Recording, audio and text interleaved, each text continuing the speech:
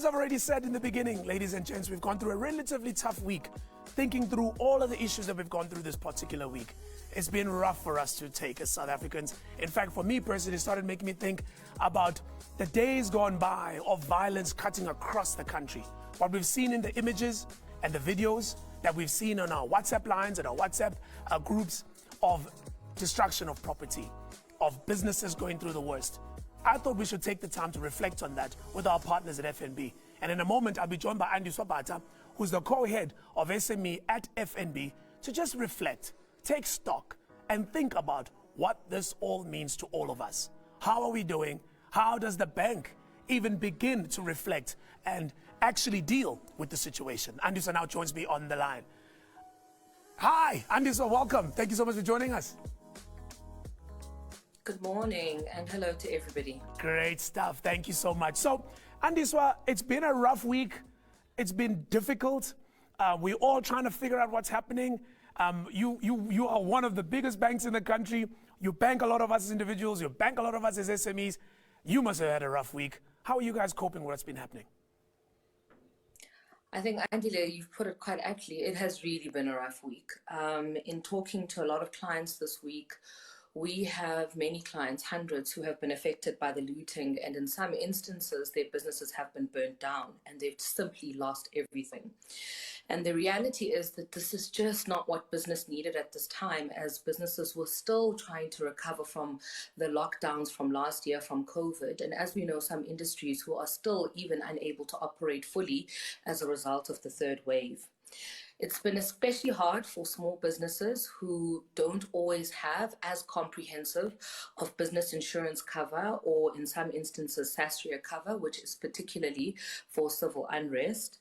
And then within the bank, we've also had quite a lot of branch closures because of the damage that has affected quite a few of the branches, and even some ATMs which have been damaged, not to mention own FNB staff, some of whom have been displaced from their own homes. So I think overall, it really, really is with a very heavy heart that we close off the last week. And honestly, we are hoping for a better tomorrow.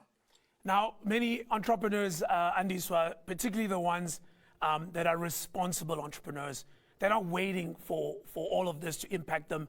They're already planning ahead. They've gone through the trauma of going through it, but now they're thinking about what happens next. I've got staff salaries to pay come month end.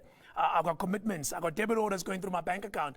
And at this stage, many of them may be apprehensive, maybe even fearful to call their bank and say, look, things are going to be tough for me this month. Others are just hoping that nobody calls them. Or how would you suggest an entrepreneur deals with this, especially in relation to their bank? Sure.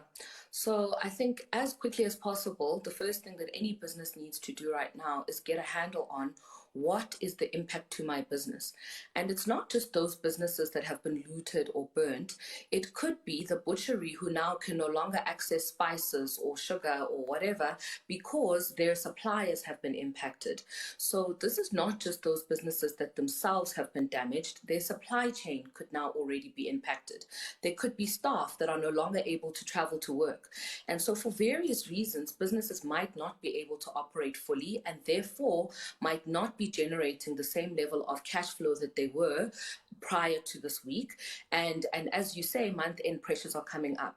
So the key encouragement there is please reach out to us. Please speak to your banker as soon as you have an understanding of what it is you need and by when, to initiate that conversation as soon as possible, please.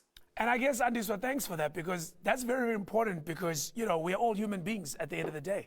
We're dealing with a very difficult situation, something very few of us expected. Even the president of the country talked about just how ill-prepared we were about what has just happened. Now, you as a bank are no different. This has also caught you unawares.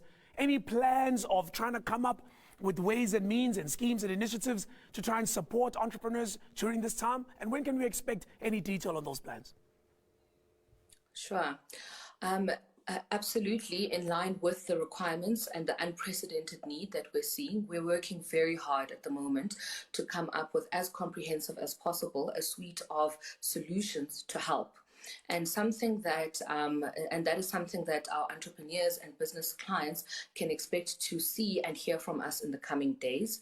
The other thing I wanted to mention as we look forward is that I'm quite heartened by the giving of South Africans, because we've also got plenty of clients who are offering to provide services for free to those who are impacted. We've seen how communities have come together to protect resources and to protect each other, and also just the charitable giving that's going on. And I also just want to then encourage our businesses that to the extent you are able to help, please do so, because I think in this we all need each other, and hopefully together we will certainly persevere. Andiswa, let me thank you for your time. Really appreciate you joining us this morning. That was Andiswa Bata, the co-head of SME at FNB, really reflecting on the situation we're going through, ladies and gentlemen. It is really, really difficult, but how's that? The human spirit is coming through. From me to you, I'll give you a tip of how you can help. I'm certainly planning to do so. For the next month, at least, I am doing all my retail with smaller businesses, particularly the ones that have been affected. So think through, in your neighborhood, wherever you are, where is a small business that you can support to help them get back on their feet?